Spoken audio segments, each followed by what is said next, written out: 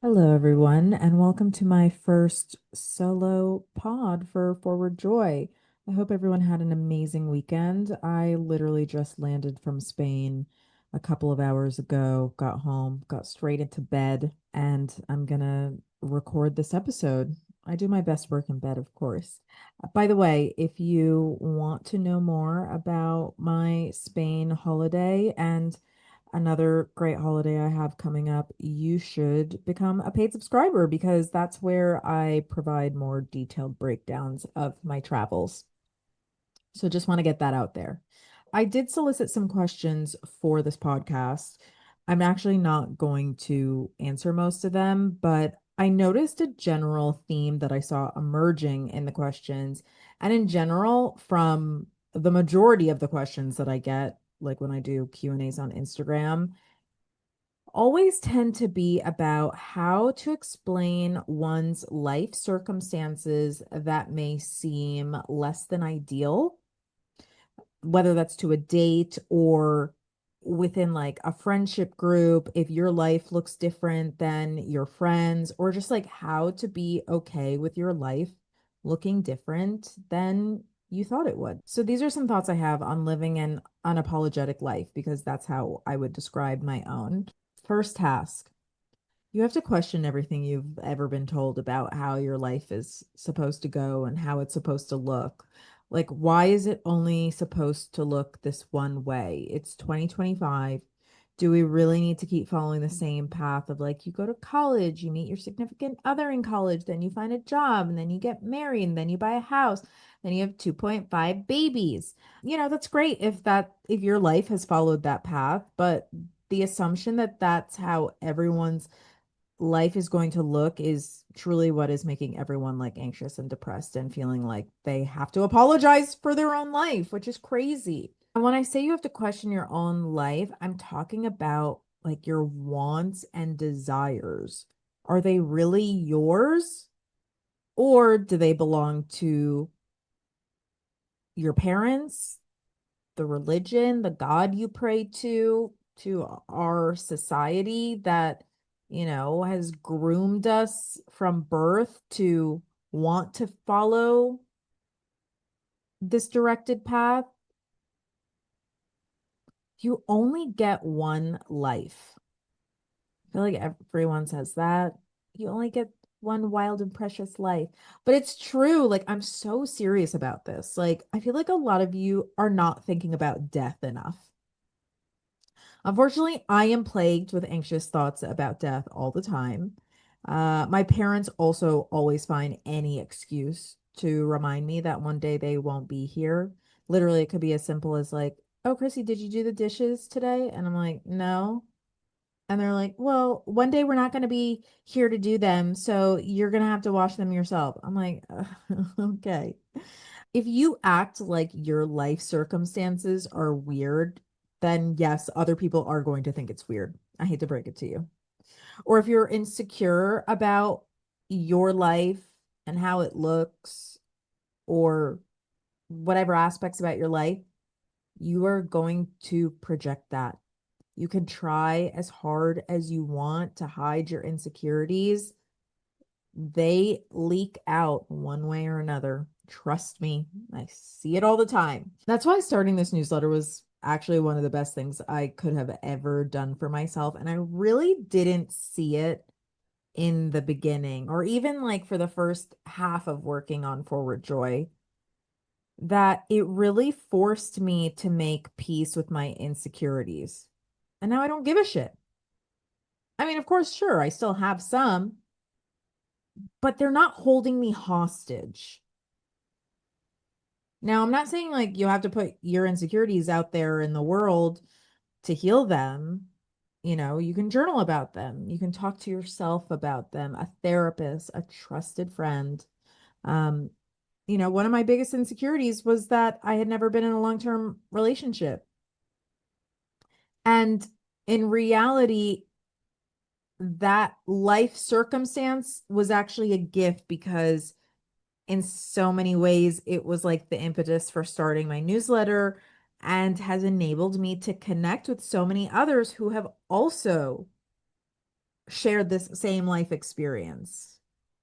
And through my own sharing, then we realize, oh, hey, we're not alone. Actually, we're not that weird. Oh, actually, I don't need to be insecure about this because a lot of other people have this same experience. Sometimes the things that we think make us weird, it's actually just what makes us special or gives us, a certain point of view, a superpower, if you will. Yeah, sorry, it's corny, but it's the truth. We weren't meant to be the same. We were not meant to conform. Conformity scares me. Is no one else scared by that? Like, this isn't high school. It's okay to be different. Another seemingly uncomfortable truth that I have total acceptance of is like, yes, I'm 39 and I live with my parents. Yes, I tell that to dates. Sure, I can give them some context of like, I quit my job right before the pandemic. I moved out of the city to my parents' house thinking it was temporary. And then you know what? I decided that living in the suburbs is amazing. I love the peace. Yes, I'm also fortunate to be able to, live somewhere else half the year and spend a lot of my time traveling. That's besides the point. It's like the episode of Sex in the City when Miranda is complaining about this perception of her job as a lawyer being boring when she goes on dates, and Samantha says, it's all in how you say it. I'm just not going to apologize that my life doesn't look the way you want it to look. Like, that sounds like a you problem, not a me problem. And speaking of apologies, please be mindful of how often you say sorry for things you literally don't need to say sorry for. It is such a bad habit that women have. Maybe some men have it too, but I've had several friends that have been inflicted with this illness, and I would check them every single time. Can't say sorry for everything that it like sometimes it literally made no sense.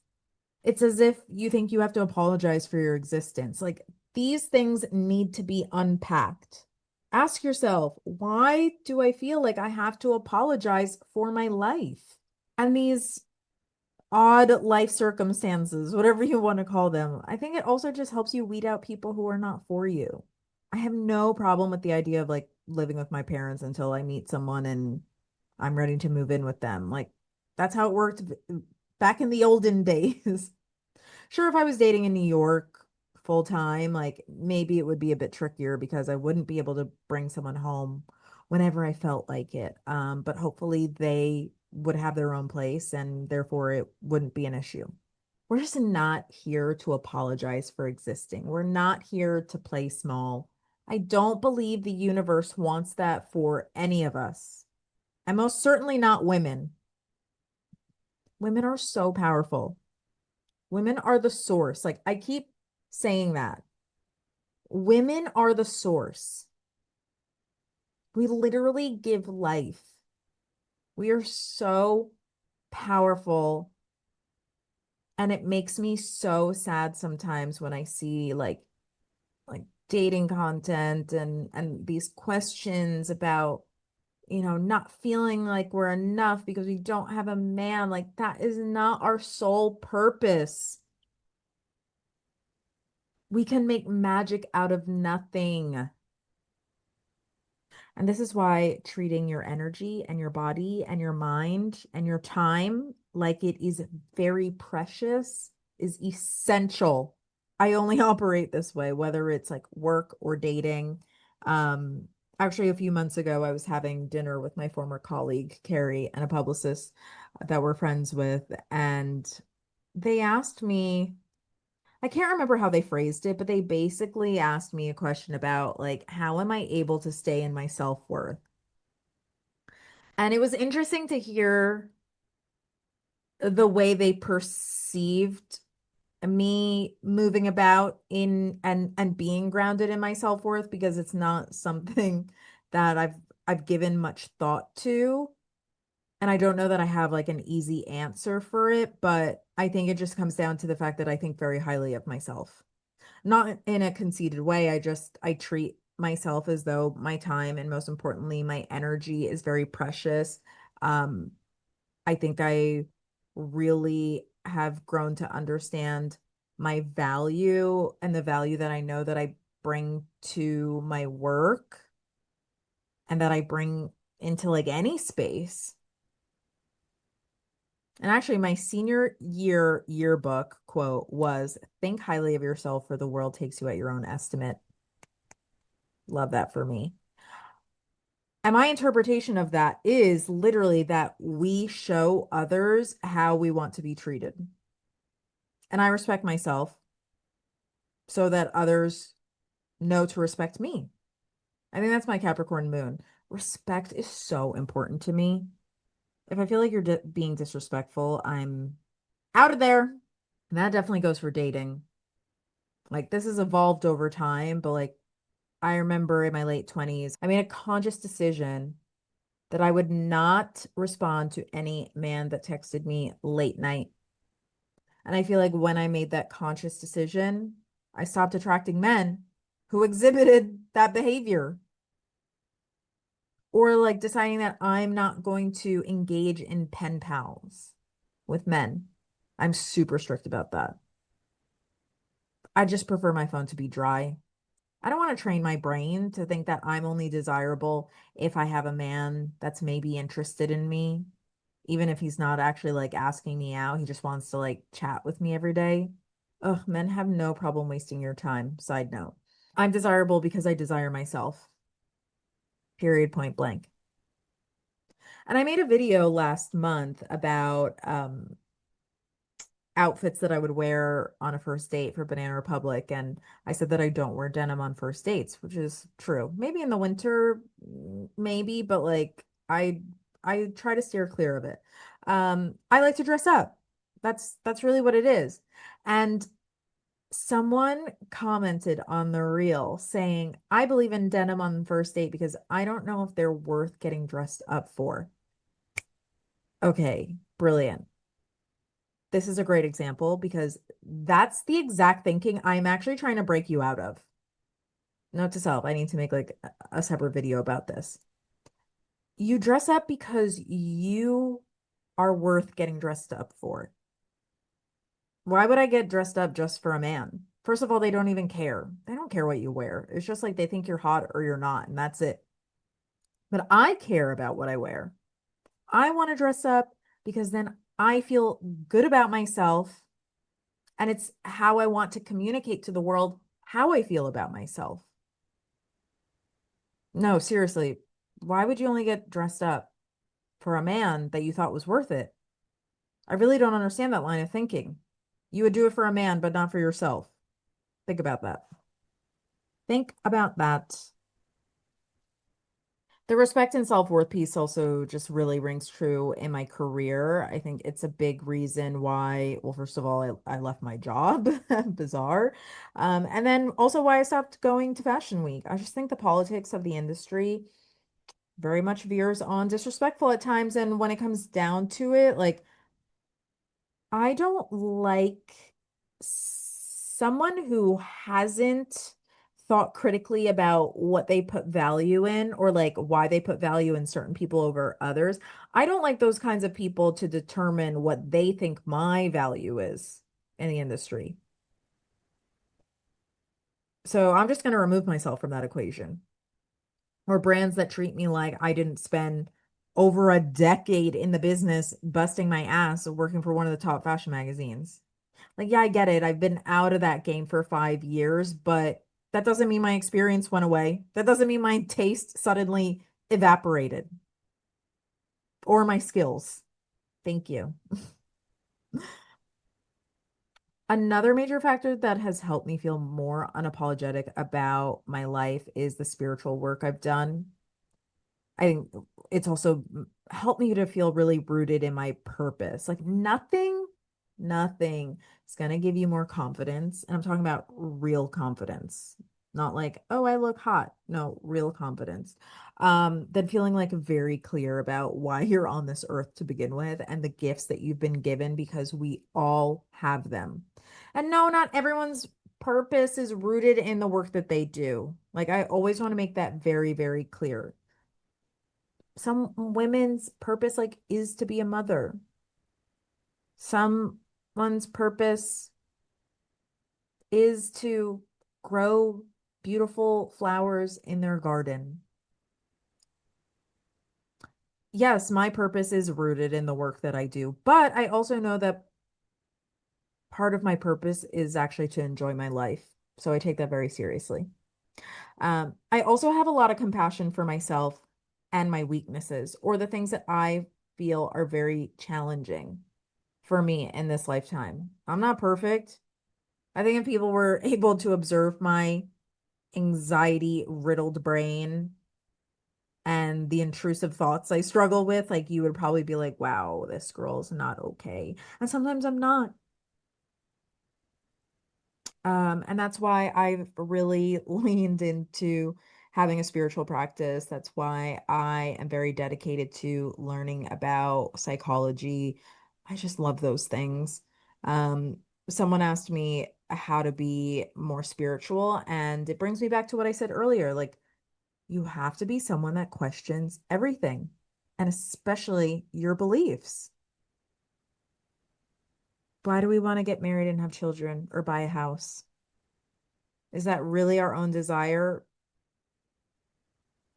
I think it can be tough to untangle our wants and desires from that of societies, but it's a worthy endeavor. And I think what's really cracked me open in the last decade, aside from heartbreak over a situationship, was reading spiritual books like The Places That Scare You by Pema Chodron, one of my all-time favorite books. I have the physical book and I have the audio book so that if I'm ever going through a tough time, I could just like listen to a chapter to, snap me into the right headspace. I also love Living Beautifully by Pema Chodron. Alan Watts is fantastic. The Four Agreements by Don Miguel Ruiz is also a really great stepping stone into spirituality. I just feel like there's very practical principles in there, and they're just like very straightforward. The Four Agreements. I also love A New Earth by Eckhart Tolle. Like that is the Bible, but it's not a place to start. It's definitely, I always tell people, like, if you're just starting to get into spirituality, do not start with A New Earth. I think it's way too esoteric. Um, it's just too much to handle, I think. But it's great if you need to go through an ego death. I read it while I was contemplating leaving Bazaar, and it was really, I think it helped me to not like lose my mind while I was still working there. So yeah, I believe in my journey as a spiritual being, like more so right now than ever, and being connected to something much larger than me and constantly trying to tap into my own like inner knowing and self-trust. We talk a lot about self-love and not enough about self-trust. That's something I want to touch upon at a later date. We need both. And I don't even know that I have complete understanding of my purpose. And sometimes I feel like maybe I'm standing in my own way of even like, I don't know, having a clearer vision on that. But actually, recording this podcast makes me think of how much more I need to use my voice. I have Mercury and Aries in the 12th house. Very, Aries is very fiery and bold. Like I'm a passionate speaker. I understand my strengths as a speaker, but because it's also in the 12th house, which is the house of the subconscious, I sometimes feel, not sometimes, I often feel like my words actually don't matter and that people don't want to hear them. And I know that that's a trap. So that's something I'm working on. But all of this folds back into how I live an unapologetic life. And I think my parents, got to shout out my parents for laying the foundation for this because I think, well, first of all, they set the example that anything was possible because they started out with very little and made a pretty beautiful life for themselves and for me and my brothers. And of course, they told me that I could be anything I wanted to be. as long as I got an education. I wanted to live in London after I quit my job and started working for myself. And you know what? I did it. I booked a plane ticket. I figured out where to live. I get a lot of questions about how to do the same. And I'm sorry, but I'm not going to hold anyone's hand on that one. If I can do it, anyone can. Who knows? Next year, maybe I'm going to decide to spend more time in Lisbon or in Paris, and I'm just going to figure it out. I didn't grow up in the age of like influencers who held my hand and told me how to do everything I was interested in or like where to shop or how to get a job. Like I just had magazines and AOL. And don't just like chalk this up to confidence because yes, I'm confident to a certain extent, but as I talk about ad nauseum, like I also really struggle with bad anxiety. And I have my own shit that I also don't share because there's so much shit to share and I focus on what's most comfortable for me to share. I can be my own worst enemy at times. But I just try not to live in those headspaces. Confidence is trusting that we have the tools to navigate our own lives effectively. And like, even if things don't work out, even if I even if I fall on my ass, I can get up and I'm going to try again because I believe that I will find my way. So yes, my baseline is like I'm a capable adult and I'm going to go after the shit that I want. And sometimes I'm going to doubt myself along the way, but I will push through once again because life is just too short. I came here to do something amazing with my life. And I believe that. And I want everyone to believe in their own purpose, whatever it may be, just the same. So I think I'm going to leave it there for now. Hope everyone has an amazing week ahead.